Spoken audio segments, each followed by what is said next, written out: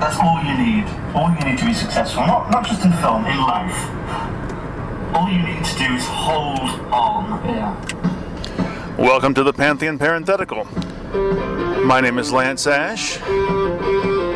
Now, during my acquaintance with Toto Spiker, I personally never saw the floating entourage, which other people have described. But apparently, from what other people have said, it's true. He had a so-called floating entourage of, some say 5, some say 6, tiny, semi-mechanical, semi-sentient creatures that floated somehow around his head in a cloud that he could interact with, seek advice from, commune with, whatever. And they went with him everywhere, although, like I say, I never saw them. But they did not accompany him when he went down into his underground safe room, which he finally completed. The room was too small for that. It was just big enough for one person to comfortably be enveloped in. This underground safe room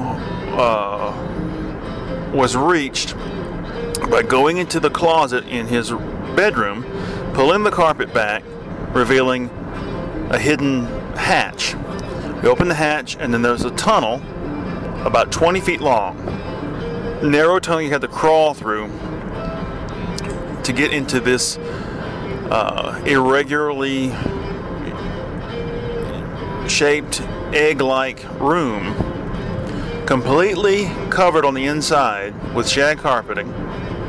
Tunnel on the other side, about 30 feet long, leading to a hidden entrance somewhere in a field somewhere. The little room was well ventilated. It had power for plugging in devices or whatnot. It had lights, well stocked with books and art materials. It wasn't big enough for him to sit up in. He had to lay in it, sort of like in a recliner position. And the original intention was to have was for it to be like a place to go in case he was attacked or invaded, a place to hide until trouble passed. But it became just a place to get away. And as much as Toto had originally liked having his floating entourage, one day, not long after the inauguration of the room's full utility, he was down in there reading or drawing, and he thought, it's so nice to be away from the entourage, the floating creatures. It'd be nice to have some way to make that situation better. So